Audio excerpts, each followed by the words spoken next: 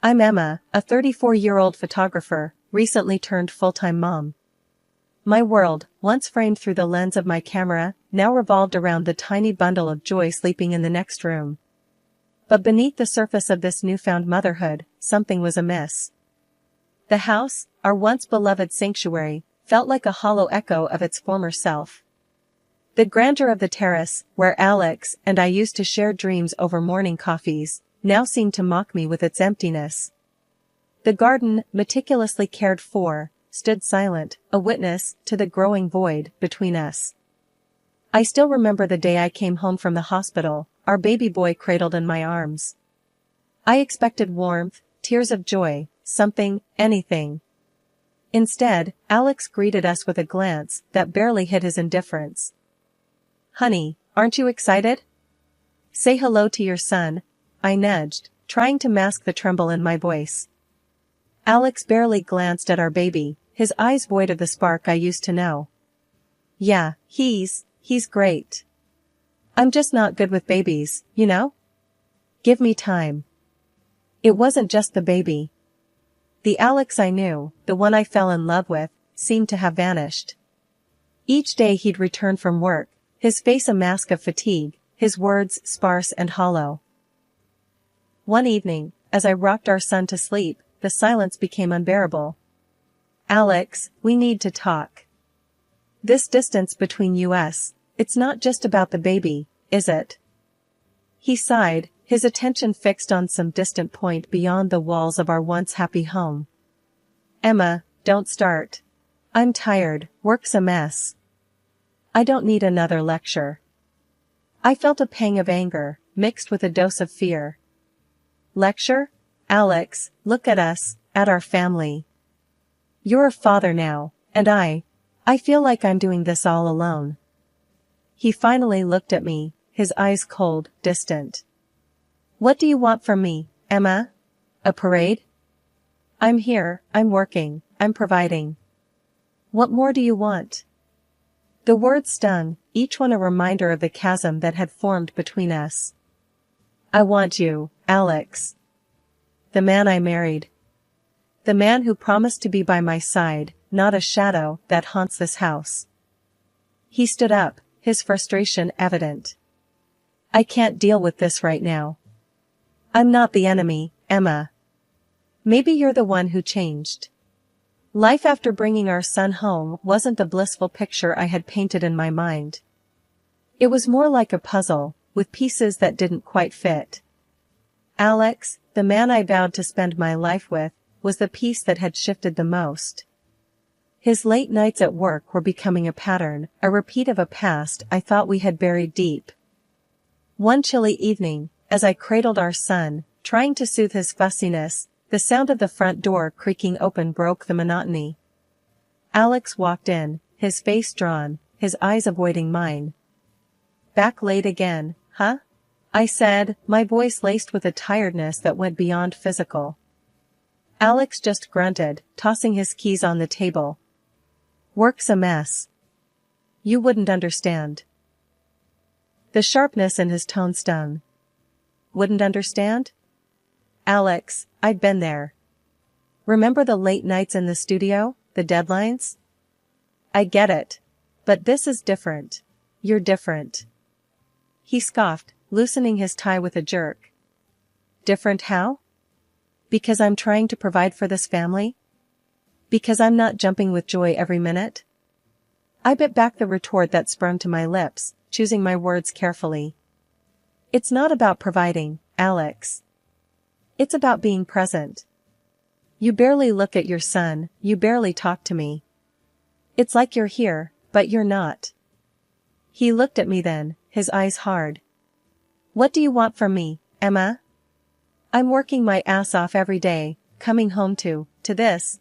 He gestured vaguely around the room. "And all I get is complaints." The hurt was raw, real. "Complaints? Is that what you think this is?" "Alex, I'm worried. About us, about you. I see how you avoid us, how you're pulling away. It reminds me of before." The air turned icy. Alex's face tightened, his jaw clenching. Before? You're bringing that up again? I thought we were past that, Emma. I thought we agreed to leave that behind. I held our son closer, his small warmth a stark contrast to the chill between us. Leave it behind? How can I, Alex, when you're acting just like you did back then? Late nights, the distance, the silence. It's all too familiar. He threw up his hands, frustration radiating off him. So, what, you think I'm cheating again? Is that it? You think I haven't changed? The question hung in the air, heavy and unwelcome. I don't know, Alex. I don't know what to think. All I know is that something's not right. And it's tearing us apart. He ran a hand through his hair, a telltale sign of his stress. Tearing us apart? Maybe it's your constant accusations, ever thought of that? Maybe it's you who's not letting us move forward. And just like that, he left the room, leaving behind a silence that was louder than any argument. It was just another mundane afternoon when my phone buzzed with a notification. A message from someone I didn't recognize. Curiosity piqued, I opened it, not knowing that those few lines were about to shatter the fragile piece of my world. Emma, you don't know me, but I think it's time you did. Alex has been living a double life, and I'm the other woman. My heart stopped. This had to be some sick joke. But then I saw the pictures attached. Alex, not just with this woman, but with children, 3 of them, each bearing a resemblance to the man I called my husband. I was still reeling from the shock when Alex walked in, earlier than usual. Back so soon? I managed to say, my voice a mere whisper. He shrugged, clearly oblivious to the storm raging inside me. Yeah, things were slow at the office. I held up my phone, the picture of him with that woman and the children filling the screen. Slow, huh? Is this how you kill time? His face went white, the mask of indifference crumbling in an instant. Emma, what? Where did you get this?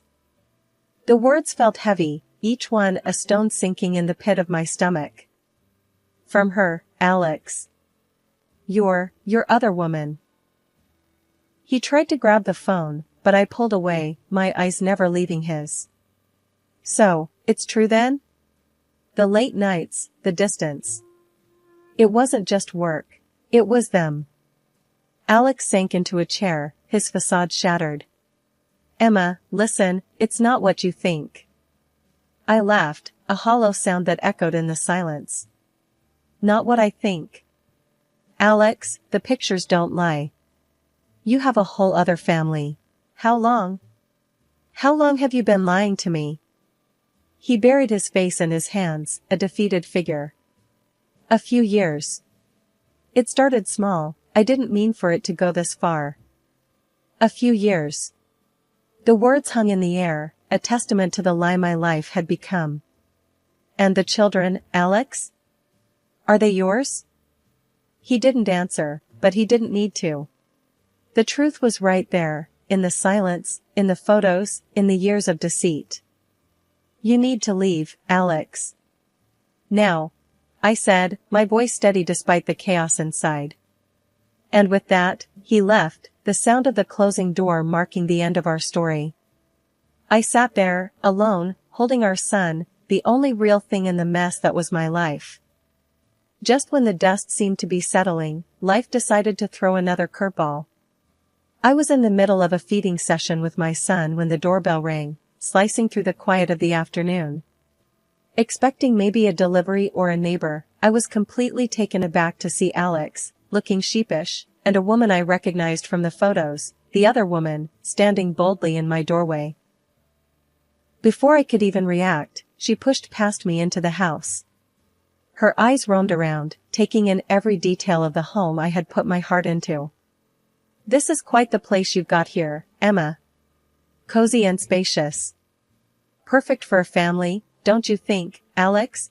She said, her voice dripping with a mix of mockery and entitlement. Alex didn't meet my gaze, his shame evident, but his voice silent. I clenched my jaw, trying to keep my composure in the face of this intrusion. And what family would that be? Because the last time I checked, this was my home, I retorted, standing protectively in front of my son's crib. She smirked, a calculated glint in her eye. Well, the family Alex should have been with all along. Me and our 3 kids. You see, we need this house more than you do. A big, beautiful house for a big family. You understand, right? The audacity of her words struck a nerve. I was fuming, each word from her mouth fueling my anger. Understand? I understand perfectly. You're delusional if you think you can just barge in here and lay claim to what's mine. Alex has no right to this house, and neither do you. Alex finally spoke, his voice barely a whisper. Emma, maybe we should discuss this. Discuss? I snapped, my patience wearing thin. You think after everything, we're just going to sit down and have a chat about you handing over my house to your mistress and your other children? The woman paced around, her eyes scanning the room like a hawk. Look, Emma, it's simple. You've got 1 kid, a small apartment will do. We've got 3, we need the space. It's only fair. Fair? The word echoed in my mind, a cruel joke in the face of everything that was happening. Fair? You want to talk about fair? There's nothing fair about betrayal, about lies, about breaking a family. You have no idea what fair is. She turned to Alex, seeking affirmation. Tell her, Alex. Tell her we'll be moving in. She's got a week to clear out. Alex avoided my gaze, his shoulders slumped, the picture of defeat and cowardice. Emma, I don't know what to say. The standoff was tense, the air thick with unsaid words and unspoken threats. But as they left, the woman throwing a spiteful glance over her shoulder and Alex not even daring to look back, I knew that this was far from over. After the door slammed shut behind Alex and his mistress, I was left standing in the silence of my home, my mind racing. The nerve of them, coming into my house, threatening to take everything I held dear. But as the initial shock subsided, a plan began to form. It was time to reveal the truth, time to claim what was rightfully mine. The doorbell rang, its chime echoing like the start of a showdown. There they stood, Alex looking more defeated than ever, and his mistress, her arrogance undiminished. Time's up, Emma. We're here to move in. Did you pack your stuff? She demanded, her eyes gleaming with triumph. I stood in the doorway, my stance firm. Actually, I didn't pack. And you're not moving in. This house is mine, and I have the documents to prove it. The woman's face faltered, confusion mixing with her anger. What are you talking about? This is Alex's house too. We have rights. I couldn't help but smirk, the tables finally turning. No, you see, that's where you're wrong. This house was a gift from my parents to me. Alex's name isn't on any of the documents. He has no claim over this property. Alex shifted uncomfortably, avoiding my gaze. Emma, I thought we could work something out. Work something out? After you cheated, lied, and then tried to kick me and your son out of our home? I don't think so, Alex. The mistress interjected, her voice shrill with panic. This can't be happening. You're lying. Alex, tell her she's lying. But Alex remained silent, his eyes downcast, the truth of the situation finally dawning on him. It's not a lie, I said, my voice steady. This house is mine, and you have no legal right to be here. So, I suggest you leave, before I call the police. The woman's eyes darted to Alex, seeking confirmation or maybe denial. But Alex stood silent, his head hung low, the truth too heavy to bear. But we have a family, we need this house. You can't just throw us out, she protested, her voice tinged with desperation. The only thing I'm throwing out is the lies, I countered. And while we're at it, let's talk about Alex's job, shall we? He's not the high-flying executive you think he is. He's a clerk, a simple office worker. Your dreams of a lavish life in this house are just that, dreams. The revelation hit her like a physical blow, her face contorting with rage and disbelief. A clerk? You're lying. Alex, tell her she's lying. Alex, however, remained silent, his shoulders slumped in defeat. The charade was over, the truth laid bare for all to see. You've been living in a fantasy, fed by Alex's lies. But it ends now, I declared, my voice firm. You have no place here. It's time for you both to leave. The confrontation was intense, the air thick with tension and unsaid words. But as they turned to leave, the mistress's parting glance was filled with venom and vows of revenge. This isn't the end, Emma. You'll regret this, she hissed, her dreams shattered by the harsh light of truth. It was a crisp morning, the kind that usually promised a peaceful start, but peace was a luxury I could no longer afford. The sound of the doorbell shattered the calm like a rock through a window. As I opened the door, my heart sank. There she stood, Alex's mistress, her face twisted into a smirk, her children huddled behind her. You've got some nerve, showing up here again, I said, my voice steady, despite the turmoil inside.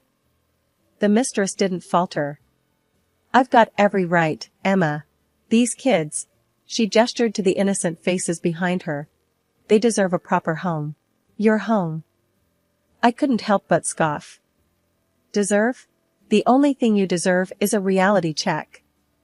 This is my house, and you're not welcome here. Her smirk widened, her voice growing louder. Oh, I'm not welcome? We'll see about that. You think you can just sit in this big, fancy house all alone with your baby while my kids suffer? You're more heartless than I thought. Her words, sharp and accusing, were meant to wound, and they did. But I wasn't about to let her see that. Heartless? I'm not the one tearing families apart, disrupting lives. You did that all on your own. The neighbors, drawn by her shrill voice, had begun to gather, their whispers like a chorus in the background. She relished the audience, her theatrics reaching new heights. Look at this, folks. Emma here thinks she's too good to share. Thinks this palace is only for her and her baby. What about my children? Don't they deserve a home too? I clenched my fists, fighting the urge to slam the door in her face. Your children deserve better, that's for sure. Better than a mother who uses them as pawns in her twisted games. She stepped closer, her eyes flashing with anger. You think you can judge me, Emma? You, who had everything handed to her on a silver platter. My kids have had to fight for every little thing in their lives. And now, you want to deny them a roof over their heads? I shook my head, disbelief and anger swirling inside me. I'm not denying them anything. Their father, the man you stole from me, he's the one you should be looking at. He's the one who's failed them, and you. The mistress's face reddened, her mouth opening and closing like a fish out of water. Alex promised us a better life. He promised we'd have this house. Are you going to stand there and tell me those were all lies? Her words hung heavy in the air, a painful reminder of Alex's betrayal. Promises from Alex aren't worth much these days, it seems. But one thing's for sure, this house isn't part of his empty promises. It's mine, and you have no claim to it. She bristled, her composure slipping. I'm not leaving, Emma. Not until you do right by these kids. I'll camp out here if I have to. I'll make sure everyone knows what kind of cold-hearted witch lives in this mansion. I stared at her, the absurdity of the situation hitting me full force. You're going to camp out? On my property? I don't think so. This is your last warning. Leave now, or I'll call the police. Her eyes darted around, the gathered neighbors serving as her audience. But the resolve in my voice must have hit a nerve. She gathered her children, her parting shot a venomous glare. This isn't over, Emma. You think you've won, but you've just started a war. The drama of the previous week still hung heavy in my home, like a cloud refusing to move on. I was Emma, a woman who thought she had seen it all, until the doorbell rang again, bringing a chapter one thought I had closed. There he was, Alex, standing on my doorstep, his face a mixture of regret and desperation. The sight of him, after everything, sparked a fury I hadn't known I possessed. "What are you doing here, Alex? Haven't you done enough?" I spat, my words sharp and unforgiving. He looked down, his hands fidgeting nervously. "Emma, I need to talk to you. It's important." I crossed my arms, my stance unyielding. "Talk? After you tried to take my home, after all the lies? You must be kidding." He swallowed hard, a man grasping at straws. "Please, Emma. I made a mistake, a huge mistake. I see that now. I was wrong, so wrong." I couldn't help but laugh, the sound bitter and hollow. "A mistake? Is that what you call it? You destroyed our family, Alex. You chose her, chose that life. And now you're here, what, asking for forgiveness?" His eyes met mine, a glimmer of the man I once knew flickering in their depths. "Not just forgiveness, Emma. I want to come back. I want to make things right. For you, for our son." The audacity of his request left me speechless. How could he stand there, asking for a second chance as if he could erase the past with a few words? "You want to come back? After everything? You think you can just walk back into our lives like nothing happened?" I asked, my voice rising with every word. He nodded, a desperate man clinging to a lifeline. "Yes, Emma. I know I don't deserve it, but I want to try. I'll do anything, everything to make it up to you, to our son." I shook my head, the finality of my decision clear in my mind. "It's too late, Alex. You made your choice, and now you have to live with it. We are moving on, without you." His shoulders slumped, defeat etched into every line of his face. "Emma, please. Don't do this. Think of our son. He needs his father." I felt a pang in my heart, for the life we could have had, for the family that was broken beyond repair. He needed his father, and where were you? With her, with them. You're not the man we need, Alex. It's time you realized that. He stood there for a moment longer, a man lost in the ruins of his own making. Then, without another word, he turned and walked away, his figure disappearing into the night. The final pieces of my old life had fallen away, leaving space for something new, something mine. The divorce papers were signed, and Alex was now just a person from my past, a shadow that no longer darkened my door. He was ordered to pay alimony for our son, a small justice in the grand scheme of things. Sitting in my quiet living room, I reflected on the tumultuous journey. The phone buzzed, breaking the silence. It was Lisa, her voice carrying the latest gossip. "Hey, Emma, you won't believe this. Alex and his mistress are crammed into a tiny apartment. Word is, they do nothing but fight, day in and day out." I couldn't help but feel a twinge of vindication. "Well, can't say I'm surprised. You reap what you sow, right?" Lisa chuckled. "True that. How are you holding up, though? All this must be tough." I took a sip of my tea, its warmth comforting. "It's been a ride, Lisa. But, I'm getting there. Each day feels a bit lighter, a bit more mine. You're the strongest person I know, Emma. And hey, if you need anything, I'm just a call away, all right?" Her words were a balm, soothing the lingering sting of the past. "Thanks, Lisa. I really appreciate it." The conversation drifted to lighter topics, the normalcy a welcome change. After hanging up, I gazed around the room. This was my space, my sanctuary. The battles fought within these walls had left scars, but they were healing, turning into stories of strength and resilience. I picked up my camera, an old friend I had neglected. The weight of it in my hands felt right. I snapped a few pictures of the room, of my son's toys, of the life that was slowly piecing itself back together. Each click of the shutter was a declaration, a statement that while the past was a part of me, it didn't define me. As I put my son to bed that night, his tiny hand clutching my finger, I whispered promises of a future bright and unburdened. Outside, the stars twinkled, a vast canvas of possibilities stretching out before us. Alex and his mistress were just a chapter closed, a lesson learned. Our story, the one that truly mattered, was just beginning, and it was going to be a beautiful one.